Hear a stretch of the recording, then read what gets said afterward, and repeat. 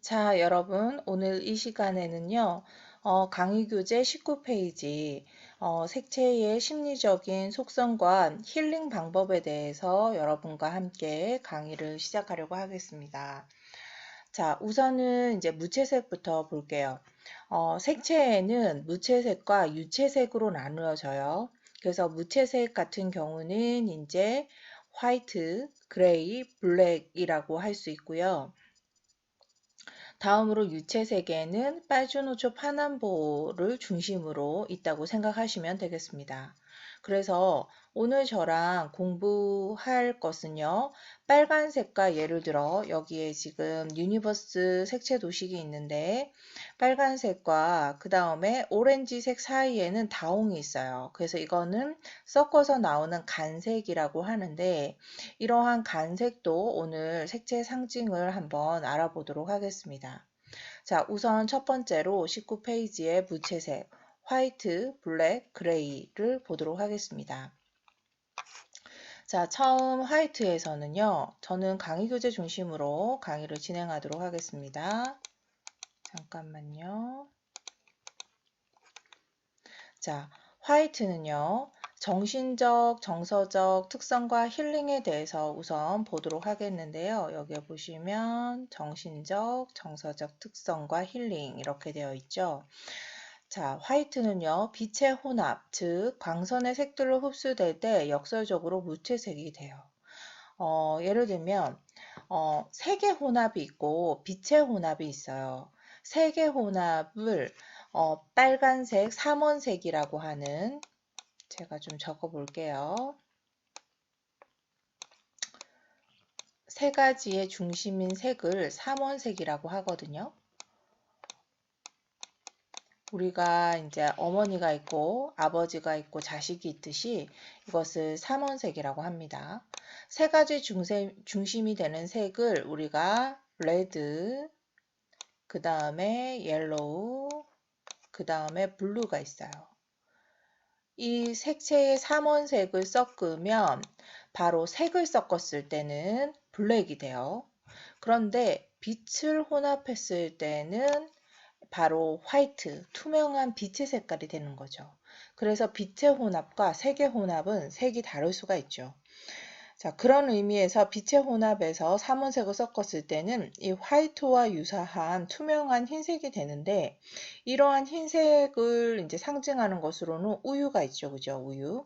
음, 힌두교에서 그 링감 의식이라는 게 있어요. 그래서 링감이라고 하는 그런 이제 신상을 모시는데 거기에 우유를 뿌리는 행위들이 나와요. 그래서 신성한 작업, 의식을 하는 그런 작업에 우유의 상징이 나오고요. 사막에서는 이제 뼈로 연상되거나 추운 지역에서는 눈과 얼음으로 연상되기도 합니다. 그리고 그 나이지리아 북부족의 하우사족은 흰색 정령을 특히 자비롭다고 여겨서 그 제단에 곡물로 우유를 쏟아붓는 의례 행위가 있어요. 이런 것들이 힌두교의 링감 의식에서도 찾아볼 수 있다. 이런 얘기 했었죠. 그래서 이 화이트라고 하는 것은 미덕과 봉사하는 어떤 숭고함, 그 다음에 성스러움, 희망, 생명, 순수, 순결, 그리고 신성, 감성의 부재, 죽음, 부활과 같이 연결되기도 합니다. 그리고 이제 라틴어로도 캔디더스라고 하는데 이것은 후보자라고 해요. 그래서 염색을 대기 위한 색이다, 의지를 반영한다 이런 의미를 갖고 있습니다. 그래서 다른 사람으로부터 부러움과 존경을 받는 대상이 되고 싶어 하고요. 또한 과거의 시간을 돌이키고 싶어 하는 죄책감을 나타내기도 한다고 합니다. 그래서 강박증 환자들이나 완벽함을 추구하려고 하는 사람들에게서도 화이트의 상징들이 많이 나타납니다. 또한 은폐하려고 한다든지 아무것도 이제 잠깐만요.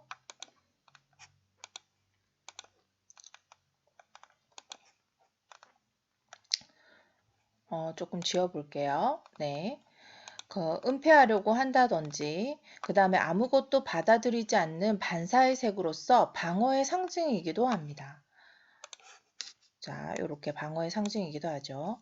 또한 이제 유명한 문학가이기도 하고 예술가, 수채화가였던 괴테는요, 흰색을 하양색에 검정을 침투시켰기에 안심이 되고 집에 돌아갈 수 있었다라고 합니다. 이런 표현을 했다고 하죠. 그래서 하양색은 어떤 안도, 그 다음에 나의 어떤 사적 영역을 보호하는 반사의 색, 이렇게도 볼 수가 있겠죠. 다음으로 이제 우리가 정서적, 정신적 특성을 보았다면 이번에는 신체 생리적인 힐링을 한번 보도록 하겠습니다. 모든 색상을 동일한 양으로 갖고 있으므로 전반적으로 신체 기능을 도와주는 역할을 합니다. 그래서 림프선을 정화하는 기능을 하기도 하고요. 살균 기능을 담당하기도 하고요. 그래서 식탁보나 이런 것들을 이제 화이트를 사용하게 되면 음식을 이제 돋보이게 하는 미감을 높여준다고 해요. 하지만 이제 단서가 붙어요. 정신 상태가 불안정한 사람이 흰색을 과하게 활성화해서 사용할 경우에는 현실 지각력이 떨어지는 경향성을 볼 수 있습니다. 자, 이거 오타인데 이렇게 현실 지각력이 떨어지는 경향성을 볼 수 있습니다. 또한 화이트를 상징하는 어떤 실내 환경이라든지 또는 이 사람이 화이트를 좋아하는 사람들이 주로 이제 선호하는 환경들은요, 대부분 흰색 환경을 선호하는 사람은 별로 없어요. 정상인의 30%도 못 미친다고 해요. 다만 조현병 환자라든지 또 정신질환을 앓거나 또는 강박신경증을 앓고 있는 사람들은 70%가 화이트를 선호한다고 해요. 그리고 초이성적인 초자아가 강한 폐쇄적인 연구직, 종교 분야에서도 찾아볼 수가 있습니다. 화이트에 대한 관련 어휘로는요,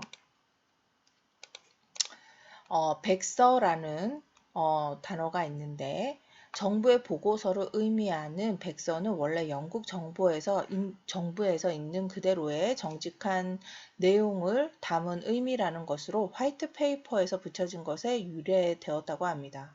그리고 백록담을 아시죠, 여러분? 한라산 정상에 있는 호수를 말하는 건데요.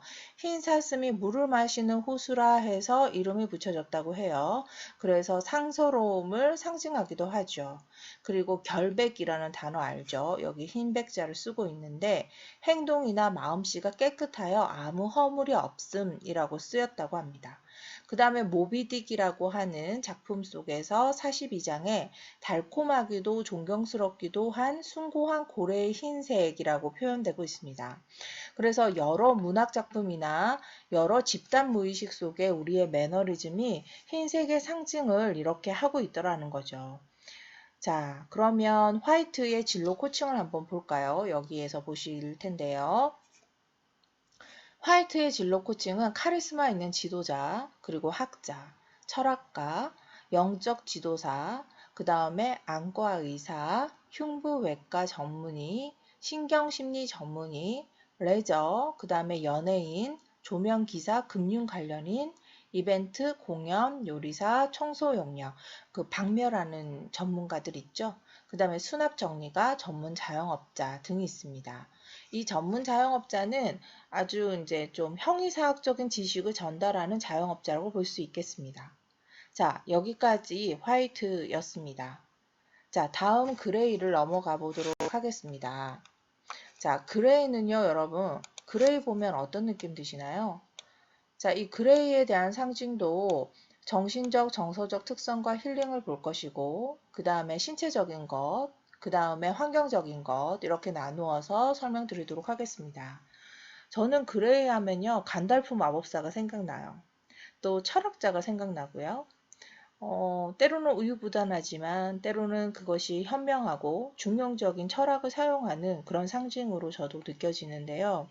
정신적, 정서적 특성과 힐링을 보시면 블랙과 화이트는 양극의 대립적인 색상의 합의를 상징한다고 해요.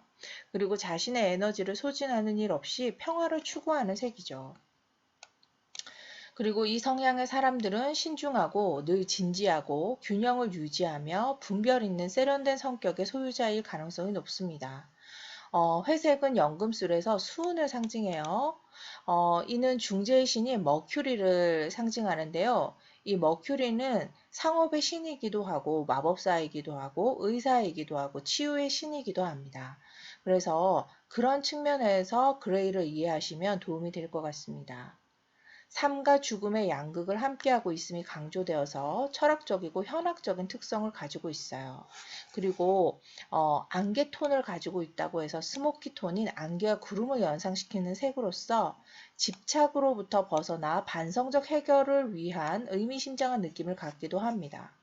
현명한 삶을 지향함으로 타인과 지지하고 융화시키는 연륜 있는 겸손한 사람이기도 하고요. 그러나 대체로 이러한 이제 현명함이 때로는 우유부단하게 보이기도 하고 약간 우울하거나 활력이 떨어지게 보이기도 해요. 왜냐하면 사유하면서 이렇게 조용한 이런 분위기가 이제 외향적인 사람들이 봤을 때는 굉장히 우유부단하다, 좀 많이 이제 좀 지겹다, 나태하다 이렇게 보일 수가 있는데 그렇지 않을 수도 있죠. 이제 성향이 다른 거니까요. 그죠? 그리고 이제 또 패러다임에 어긋나는 일은 가감히 뿌리치고 대가 없이 회색 분자로 치부되기도 해요. 자, 다음 신체 생리적 특성과 힐링을 보도록 하겠습니다. 신체의 오라가 회색빛을 띠게 되면요. 건강이 나빠지고 질병이 생기고 있다는 징후가 됩니다. 어떤 되게 명상을 오래 하는 사람들이거나 힐러들은 때로는 다른 사람들의 오라를 보기도 해요. 우리 오라의 또 다른 말은 프라냐라고 하기도 하고 기라고 하기도 하는데 이러한 것들이 회색빛을 띠게 되면 이제 질병이 좀 더 생기고 만성화되고 있다 이렇게 이제 표현을 하기도 하는데요. 피부나 손톱에 회색의 기운이 돌면 신체 내부에 충혈이 되고 있음을 알 수가 있어요. 그리고 그레이는 피로회복과 호르몬을 조절하고 신경계를 안정시키는 데 좋습니다. 그렇지만 우울증 환자라든지 애착불안, 대인관계 어려움을 가지는 사람에게 회색을 쓰면 더욱 증상이 악화되는 결과를 가져오기 때문에 좀 지양해서 써야겠죠. 그리고 이제 다음 그레이의 환경을 보도록 하겠습니다. 명도가 높고 낮음에 따라서 다양하게 나타나고요. 밝은 회색은 새벽녘과 같은 고저스한 품위와 조용한 이미지라면 어두운 회색은 중후하고 경영하는 분위기를 나타내요. 때로는 어둡고 음울한 환경, 오싹한 공포 분위기를 대변하기도 하는 그런 공간을 상징하기도 합니다. 주로 이제 논의를 하거나 중재하는 장소에 좋아요. 그래서 관련 어휘를 좀 조사를 해봤더니 그레이 에어리어라고 해서 애매한 부분, 중간 영역, 어느 쪽도 아닌 중간 지대 이런 걸 상징한다고 합니다. 그리고 그레이 헤디드는 백발에 섞인 노련한 이런 상징을 되기도 하고요. 그 다음에 뭐 이렇게 그레이를 뜻하는 어떤 우리 집단 무의식 속에 관련된 어휘들이 있더라. 이런 것만 봐도 앞에서 정서적, 이제 신체적, 그 다음에 환경적인 분위기와 잘 어우러지죠. 그죠? 그레이의 진로 코칭은요, 올바른 사고를 하고, 그 다음에 도리를 분별하는 사상과 철학가, 그리고 연구가, 중역, 지적인 직업인, 뛰어난 비즈니스맨, 그리고 기업 컨설턴팅, 핵심 경영인, 종교인, 희극인, 방송인, 도덕 및 역사 교사, 고고미술사학자, 또 사냐나 임업의 종사자, 선 수행자, 예술가, 특히 이제 한국화를 전공하는 사람들, 그리고 특허 발명가, 야당 정치인, 신문기자, 자연과학, 법조인 이런 직업군이 많다고 해요. 여러분들 저희가 이제 차크라 테스트 했었잖아요. 그러면 이제 그레이를 가지고 저희가 이제 뭐라고 해석했었냐면 그레이는 중용을 지키는 거거든요. 그래서 이제 보면은 이제 인디고 성향의 사람이다 이렇게 해도 무방하다고 했습니다. 그죠? 자, 다음요. 블랙 보겠습니다.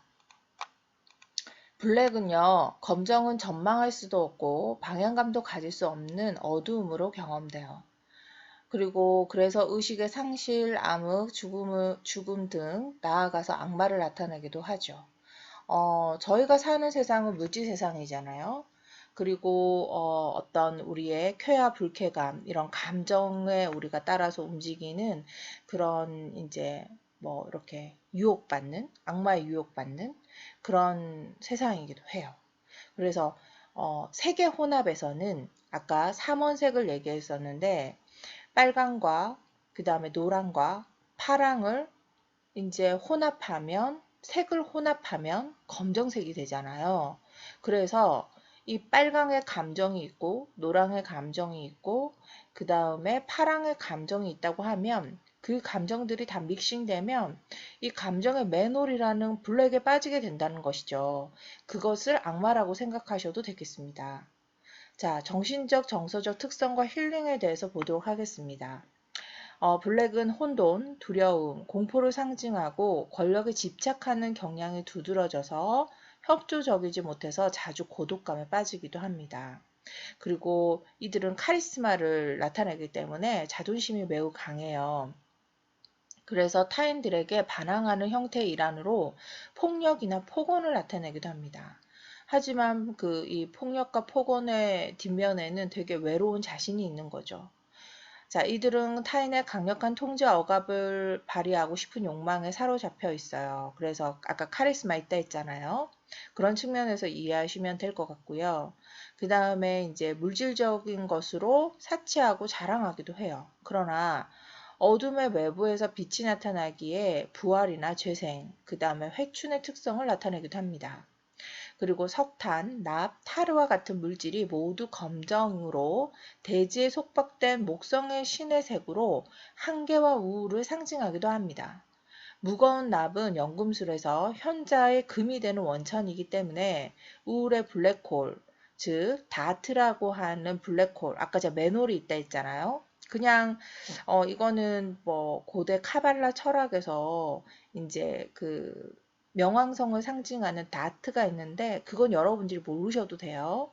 다만 저희가 기억할 것은 빨간색, 노란색, 그 다음에 파란색을 결합했을 때 맨홀과 같은 검정이다 이렇게 기억하시면 되는데 이 다트가 자아가 다시 탄생하고 회춘하기를 위한 자궁으로의 회귀를 의미하기도 합니다.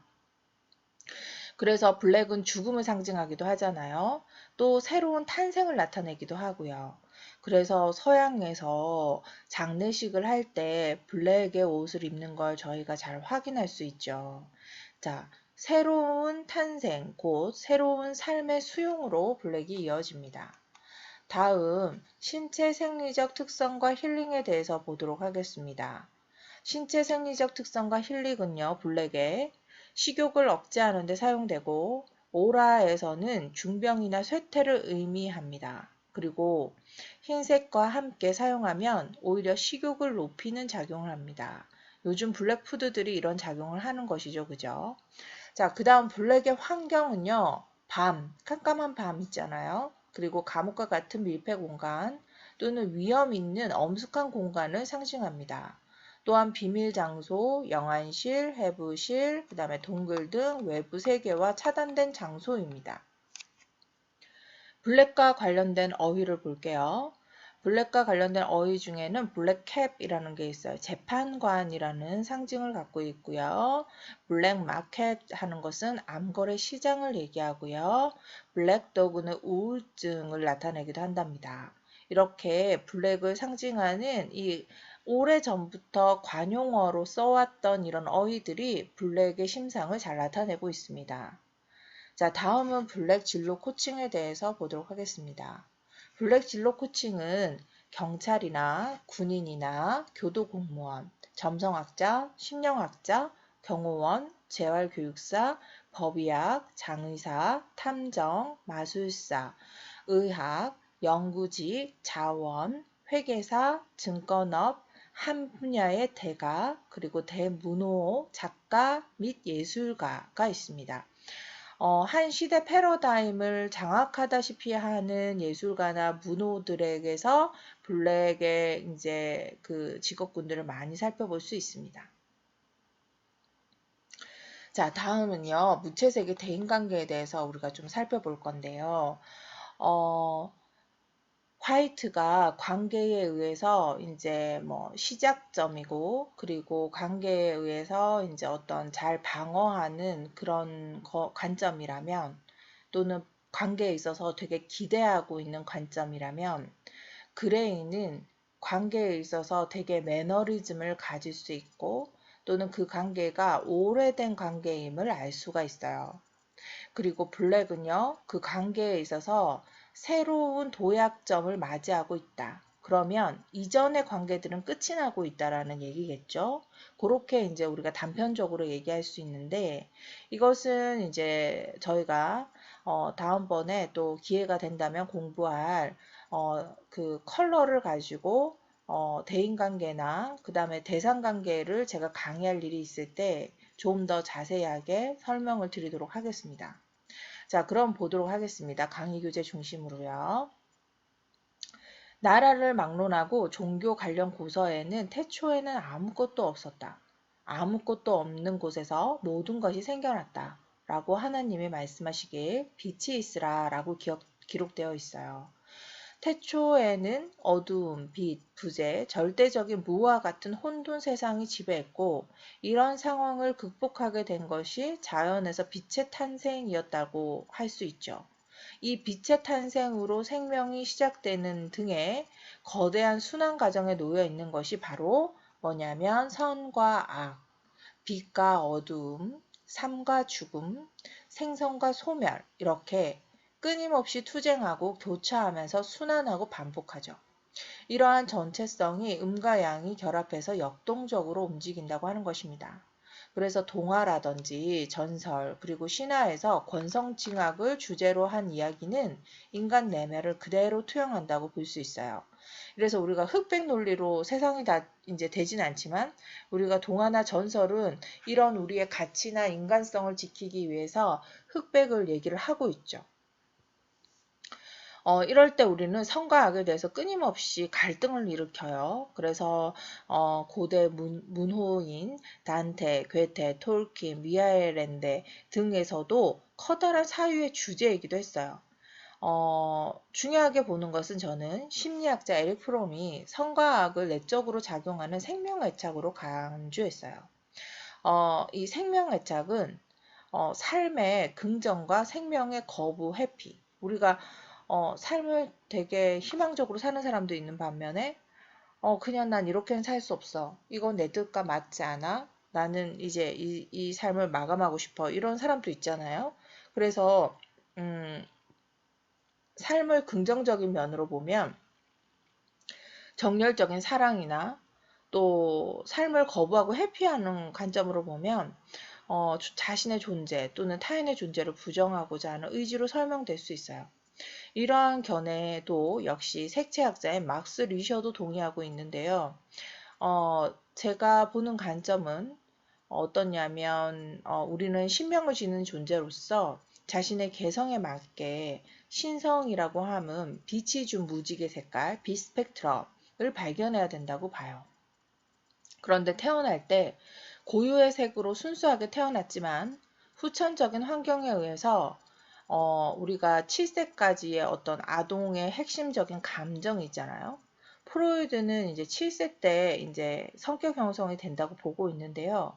그때 우리가 느꼈던 어떤 핵심 감정, 이런 것들이 트라우마가 지속이 계속 된다면 초월하고자 하는 초자의 성격이 두드러지는 화이트로 발현될 것이고, 그러니까 예를 들어 나는 레드의 성향을 가지고 있다고 하더라도 이런 트라우마가 계속 지속 발전이 되면 내가 꿈꾸는 사랑을 추구하거나 내가 꿈꾸는 어머니 상을 추구하거나 내가 꿈꾸는 아버지 상을 추구하게 되는 어떤 그 신격화된 아버지 어머니, 모신 또는 뭐 부신 이런 것도 될 수 있겠죠. 그래서 그런 화이트가 이제 가미가 되게 되죠. 그 다음에 회피하고 거리두기를 하려고 하는 이런 관계에서 그런 그레이. 근데 이런 거는 뭐냐면 관계가 오래 지속되면요. 멀리 떨어져 있어도 안정감을 가지고 신뢰감을 형성하는 관계가 또 될 수도 있어요. 하지만 이제 불안정한 애착 관계가 어린 시절부터 계속 형성이 됐다면 회피하고 거리두기를 하려는 불안정 애착으로 발달하게 되는데 이때는 이제 그레이의 불안정한 속성이 드러난다고 볼 수 있겠죠. 그리고 때로는 이제 공격적인 분노를 발산하게 되는 파괴적 욕구가 드러나게 될 때는 블랙의 특질이 띄게 됩니다. 우리가 삶을 살아가면서 여러 수많은 관계들을 하는데 태초에는 이제 뭐 태어남부터 시작하면 엄마의 자궁에서부터 엄마와의 만남이 있을 것이고 그 이후에 가족, 그 다음에 나아가 친구, 또 나아가 이웃 이런 사람들의 어떤 관계를 지속함에 따라서 만남이 있으면 헤어짐이 있듯이 삶의 수용에 있어서도 이러한 과정이 드러나게 됩니다. 그래서 이러한 무채색의 관계에서 생성과 소멸의 과정을 이제 우리가 다음에 이제 컬러의 관계 코칭에서 여러분들이 배우게 되겠습니다. 제가 고안하고 개발한 퀄리아 마자로스 힐링 카드는요, 바로 이러한 무채색의 관점의 관계 코칭을 잘 상담해 줄 수 있는 도구예요.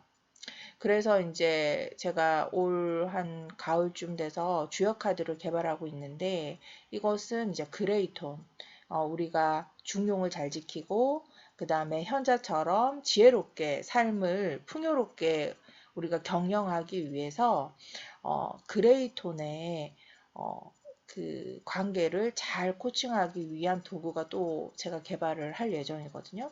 그때 여러분들과 또 나눌 기회가 있으면 좋겠네요.